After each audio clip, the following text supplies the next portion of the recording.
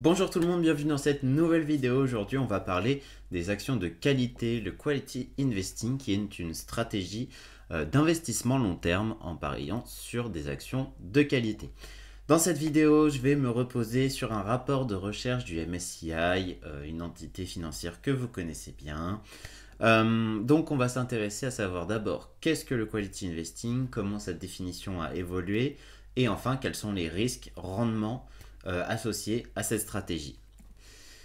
En commençant rapidement avec le terme de Quality Investing, on retrouve à travers différents auteurs depuis Benjamin Graham en 1973 plusieurs caractéristiques d'une action de qualité. C'est une action qui regroupe de la profitabilité, une qualité des profits, peu de levier financier, une croissance des actifs et un bon comportement de gouvernance de l'entreprise. Plus concrètement, par profitabilité, on entend souvent parler de retour sur equity, retour sur les assets, sur les actifs et des marges importantes. La qualité des profits, on entend plus parler de persistance des profits, la résilience des profits face aux crises par exemple, et enfin que ces profits soient prévisibles. C'est-à-dire qu'on puisse facilement évaluer les prochains rapports de l'entreprise, car on sait que ces profits vont être stables et croissants, c'est un plus. Levier financier, donc peu de levier financier, parce que le levier financier, c'est avoir beaucoup de dettes pour quelque chose qui est censé être positif, mais c'est vrai que la dette peut être dangereuse, surtout dans les moments de crise. Croissance des actifs, c'est le fait de la capacité d'une entreprise à bien gérer et placer son capital. Donc on rejoint un petit peu aussi la notion d'allocation du capital sûrement. Et enfin, le comportement de gouvernance de l'entreprise, c'est comment est le management de l'entreprise, sa qualité, sa transparence et la confiance qu'on lui donne grâce aux stratégies qu'ils ont employées et développées aux dernières années après avoir dirigé l'entreprise. Maintenant, on va passer sur les performances. Et là, on va découper en fait par décile les entreprises en fonction d'un certain critère. Donc, on va prendre des entreprises. Là, je prends l'exemple du leverage. On va prendre les entreprises qui ont de levier. On va les diviser en 10 catégories. Celles qui ont un gros levier ici à gauche, celles qui ont un petit levier ici à droite. Et on va faire ça aussi pour la variation des profits et aussi pour le retour sur equity. Sauf que ça sera inversé puisque le retour sur equity, plus il est haut, mieux c'est, et plus il est bas, moins bien c'est en théorie. Donc on voit clairement que le levier, les entreprises qui ont un gros levier, elles ont des performances qui sont souvent moindres. Et puis je reprends l'exemple des crises. Une fois qu'on a une grosse dette, au moment des crises, ça peut être compliqué à gérer. Par contre, des entreprises qui ont des petits leviers, c'est pas forcément des entreprises qui font des bonnes performances. Donc là-dessus, pas de gros intérêt. Sur la variation des résultats, des profits, on a un résultat qui est un petit peu positif, mais pas beaucoup d'effets non plus, pas tant significatif que ça. C'est-à-dire que des entreprises qui ont une faible variation des profits sont plutôt dans le positif. Des entreprises qui ont une grosse variation du profit, certaines sont négatives comme on voit là, d'autres sont positives, donc c'est pas vraiment significatif. Par contre, pour le retour sur equity, là, on a vraiment une tendance qui est bien marquée. C'est-à-dire que les entreprises dans des déciles 1 à 5 ont des moins bons résultats nets, donc c'est très net, de 6 que les déciles des 6 à 10. Mais la meilleure conclusion qu'on puisse tirer, c'est les 3 critères combinés. C'est-à-dire qu'on va appliquer des critères à des entreprises, on va les découper en déciles, et là, on a vraiment des performances qui sont hyper significatives, tout simplement. On voit que dans le meilleur décile, on a une performance entre 2 et 3%, alors que dans le moins bon, on est entre moins 2 et moins 3%. Sachant que je préfère préciser, c'est relatif au MSCI World Index. Donc c'est les entreprises du monde. Donc on a une surperformance des entreprises de qualité sur le MSCI World. C'est ça qu'on doit retenir de cette première slide. Là, c'est une deuxième visualisation de ces paramètres-là. Donc, on va reprendre encore une fois le meilleur décile. Donc, par exemple, je prends le ROE, ça c'est le meilleur décile, moins le bottom décile. Hop, le bottom c'est le D1. On fait l'inverse quand c'est le levier, par exemple, parce que moins on a de levier, mieux c'est. Donc, on fait le plus haut moins le plus bas décile du portefeuille, ce qui permet d'avoir un exemple moyen de la performance. Et en faisant ça, on a nos trois critères ici, ici et ici. Donc, le retour sur equity, le levier et la variation des profits.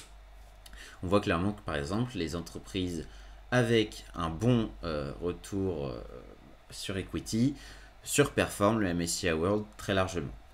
C'est un petit peu moins le cas des entreprises avec une petite variation des profits.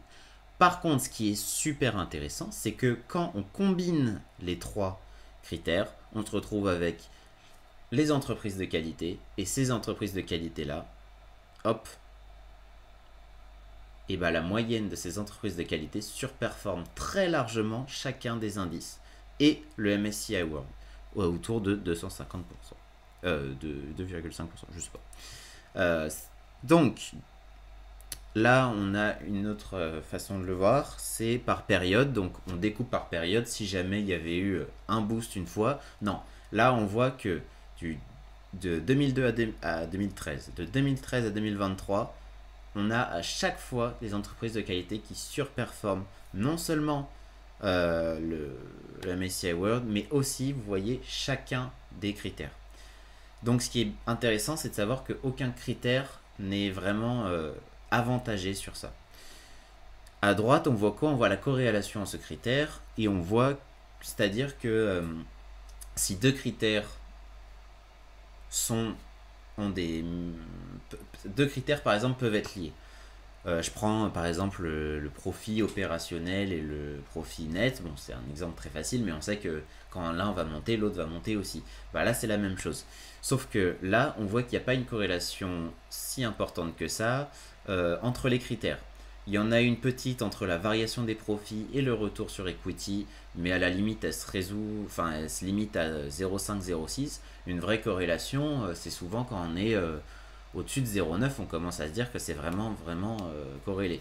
Là, on reste à 0,6 max. Donc, c'est des trois critères qui ne sont pas vraiment corrélés, et c'est ça qui renforce le fait que les critères qu'on prenne soient significatifs quand on les met ensemble.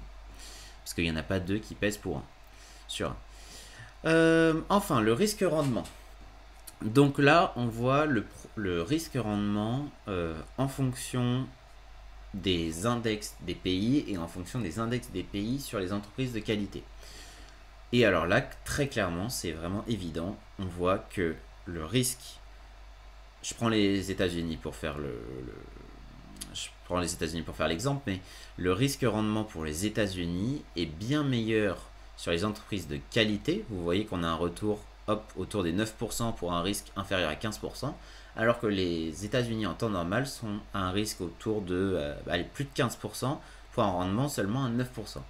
Donc on a un risque-rendement qui est meilleur sur des entreprises de qualité, c'est-à-dire qu'on a moins de risques. Notamment, je prends l'exemple du levier, vu qu'on a moins d'entreprises avec des gros leviers, on a une entreprise où on n'est plus certain des projections futures, on est sur des entreprises avec des bons retours sur equity, donc une grande profitabilité, on subit moins les crises, donc on a moins de risques. Mais on a aussi plus de rendement. Donc c'est vraiment une stratégie qui, d'après les chiffres en tout cas, surperforme de loin les index, et en termes de risque, et en termes de rendement. Là, ça nous remontre un petit peu, on fait la différence entre le MSCI World et le MSCI World avec des entreprises de qualité. Pareil, on a un retour de 2% supplémentaire, un retour sur investissement, et un risque diminué de 1%. Donc ça, c'est vraiment super intéressant. Bon. Là où il faut, je me permets de rajouter quelque chose, c'est quand même que dans le MSCI World, il y a 70% des entreprises qui sont américaines, donc c'est fortement lié déjà à ces résultats. Vous voyez que le Japon, par exemple, c'est l'inverse. Donc, c'est pas général, mais quand on voit que l'Europe, ça le fait, et les États-Unis, ça le fait, et EMC, Emerging Markets, ça le fait. Le contre-exemple, c'est le Japon, mais